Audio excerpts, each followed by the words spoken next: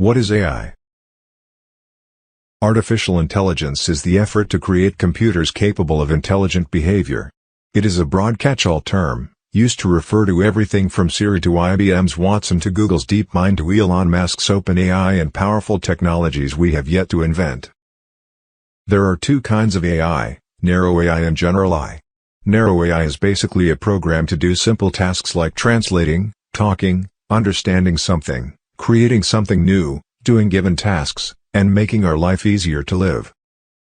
On the other hand, general AI is the opposite of narrow AI. With general AI, the computer or machine is doing things based on his knowledge, then learning from it, and again, doing that thing more accurately and precisely.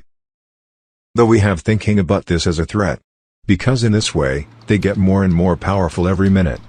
Once it reaches the potential to understand the world better than us, it will take control of it. Because from the beginning we humans doing like that. We can think of any species or animal. They don't have conciseness like humans, but what do? They fight for food or female, and take control of everything. So, in that race we humans made victory. Now we are creating robots or AI that are built for our service. But the knowledge we gave them came from that tribe, which is still doing takeover jobs. That was just a glance of that. Let's think of some tasks a simple self-concise AI can do. 1. Automation spur job loss. 2. Privacy violations. 3. Deepfakes. 4. Algorithmic bias caused by bad data. 5. Socioeconomic inequality. 6. Market volatility. 7. Weapons automatization. Is artificial intelligence a threat? As AI grows more sophisticated and ubiquitous, the voices warning against its current and future pitfalls grow louder. Whether it's the increasing automation of certain jobs, gender and racial bias issues stemming from outdated information sources, or autonomous weapons that operate without human oversight, to name just a few, unease abounds on a number of fronts. And we're still in the very early stages. Destructive superintelligence, aka artificial general intelligence that's created by humans and escapes our control to wreak havoc, is in a category of its own. It's also something that might or might not come to fruition, theories vary, so at this point, it's less risk than a hypothetical threat, and an ever-looming source of existential dread. Many believe the only way to prevent or at least temper the most malicious AI from wreaking havoc is some sort of regulation. I am not normally an advocate of regulation and oversight. I think one should generally err on the side of minimizing those things, but this is a case where you have a very serious danger to the public, Musk said at South by Southwest. It needs to be a public body that has insight and then oversight to confirm that everyone is developing AI safely. This is extremely important. Ford agrees, with the caveat. Regulation of AI implementation is fine, he said, but not of the research itself.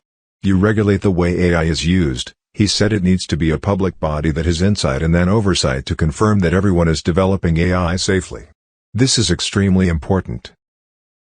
Because any country that lags in AI development is at a distinct disadvantage, militarily, socially, and economically. The solution, Ford continued, is the selective application. We decide where we want AI and where we don't, where it's acceptable and where it's not. And different countries are going to make different choices. So China might have it everywhere, but that doesn't mean we can afford to fall behind them in the state-of-the-art. Speaking about autonomous weapons at Princeton University, American General John R. Allen emphasized the need for a robust international conversation that can embrace what this technology is. If necessary, he went on, there should also be a conversation about how best to control it. Be that a treaty that fully bans AI weapons or one that permits only certain applications of the technology. For Havens, safer AI starts and ends with humans. His chief focus, upon which he expounds in his 2016 book is this: how will machines know what we value if we don't know ourselves? In creating AI tools, he said, it's vitally important to honor end-user values with a human-centric focus rather than fixating on short-term gains. How will machines know what we value if we don't know ourselves? Havens wrote in Artificial Intelligence.